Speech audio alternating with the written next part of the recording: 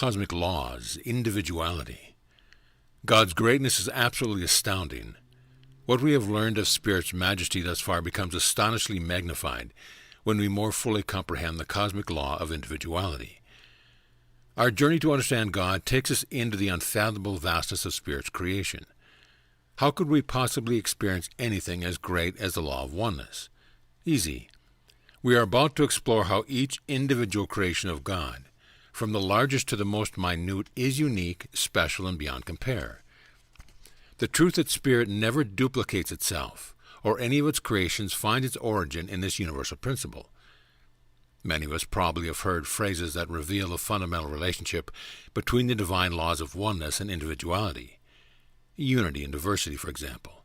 The motto of Jamaica is, "Out of many, one people." It describes a diverse cultural and racial mix of people of that island nation united as one.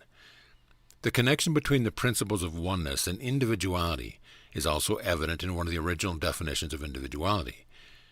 Today, individuality is defined as the sum of characteristics or qualities that set one person or thing apart from others. But a former definition, unfortunately now considered archaic, defines individuality as indivisibility, inseparability, a single being undivided. That certainly describes spiritual reality from the cosmic perspective.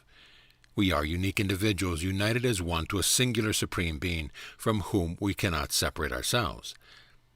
Because individuality is an eternal, universal law, we do not have to strive to be unique. We each have been created unique, nor can we ever lose our uniqueness. These realities are closely related to the fact that we need not strive to create our Christ self and light body. Our I am self already fully exists, cannot be destroyed, is unique and eternal. Therefore, our sole effort is to reawaken to our inherent Christ consciousness and power. According to the law of individuality, we need only rediscover our unique purpose and function as spiritual beings. As with each cosmic law, our first order of business is to personalize or internalize Spirit's divine statute. By experiencing this law as fully as we possibly can, we facilitate the release to our conscious mind of information we need to know about ourselves and our soul mission. That is, what we are meant to do in this lifetime in order to express and to develop our unique individuality and to serve humanity. Not only do we want to know and to express this law for ourselves, but we also desire the same for every other living being on this planet. In every kingdom, all need to know the truth about themselves. This includes their uniqueness and how they must best serve others through their special expression of love. On June 30th, 1962, John Mark channeled information about the individuality of other life forms within this solar system. As no two glands or organs in your own body operate at the same frequency or rate of vibration, nor have the same function or purpose within your own body, so the other planets within your solar system that do express so-called physical life as you know it do not have the exact same function or purpose within the solar system, nor do they vibrate at the same rate of frequency. Therefore, when you are in communication, or when you are in contact physically, psychically, or mentally with any of the beings of other physical planets, you will learn and will come to recognize they are not exactly as you are, nor do they function or think or express themselves or have the same desires as you upon the Earth planet. The planets in the solar system and the inhabitants on the various frequency planes on these planets have unique purpose and functions. In his book Cosmos, Carl Sagan wrote that there are some 100 billion galaxies, each with an average of 100 billion stars. And in all the galaxies there are possibly as many planets as stars, 10 billion trillion. When John Mark's description of varied life forms of other planets is considered, alongside with the astronomical calculation of Carl Sagan, Spirit's tremendous diversity of unique, individual creation begins to become evident. This is but a glimpse of the macrocosmic manifestation of the divine law of individuality. Serapis Bey, Kohan, or Director of the Fourth Ray for the spiritual government of the solar system, channeled on February 26, 1969, the microcosmic view of this law. A crystal is an atomic structure unique and special unto itself, and never two alike, as every cell in your body is unique and special unto itself. Although each cell has a specific purpose and plan, and each cell in each one's body there relates to certain areas of function, they are similar and work in a specific area of their particular function. But no two are ever exactly alike, for there is a significant difference in personality within each creative atom, neutron and proton alike.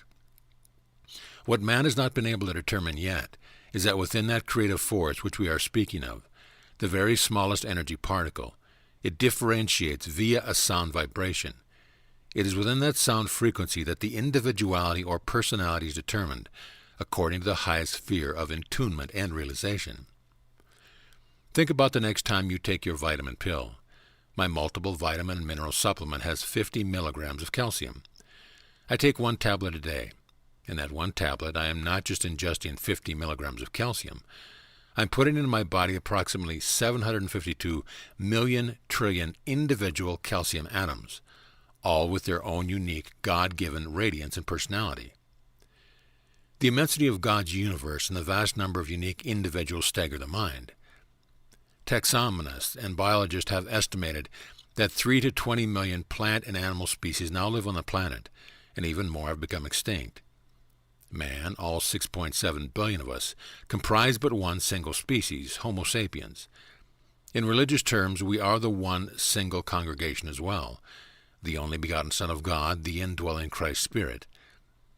If all other creations of spirit are unique, is it even possible to conceive that each human being is not unique, with a special gift to give to the world? According to a channel communication from my Nada Self on August 21, 1970, it is not possible. From out of that sun, millions upon millions of souls or cells are created with individualized identities and functions. No two are alike. No two have experienced alike. Out of the millions upon billions of souls or cells, which we call I am identities within, are created many soul experiences. Each I am identity or individualization has had myriad types of expressions and soul episodes.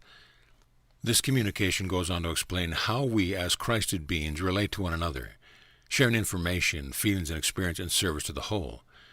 In the evolution of man, one on this planet, a problem arose that still exists. Here is where the error of man has been, and he has continued to fall into disrepute and disgrace, or to fall from perfect balance, which is the meaning of disgrace. He has desired his brother or his fellow creature experience or responsibility. This, then, is where the law of individuality within us becomes adulterated.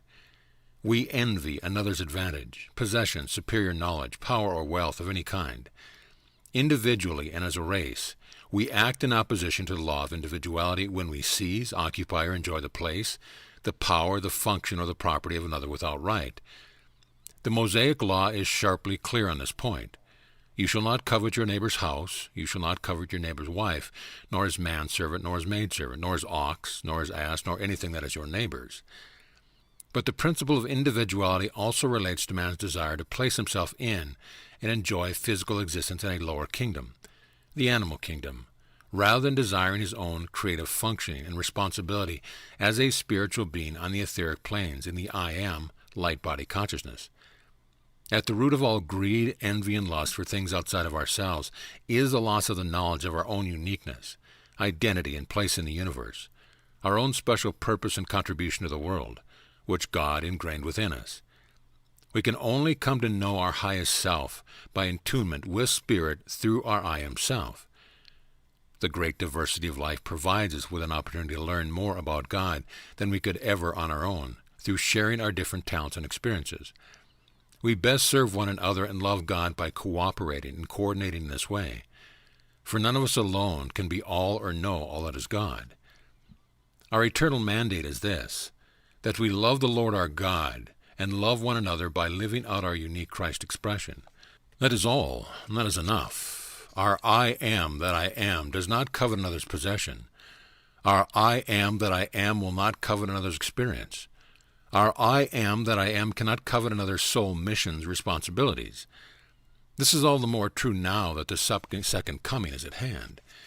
In every kingdom, those on earth and in its astral planes are incarnated at this special time in planetary history for a divine reason and with a divine contribution to make.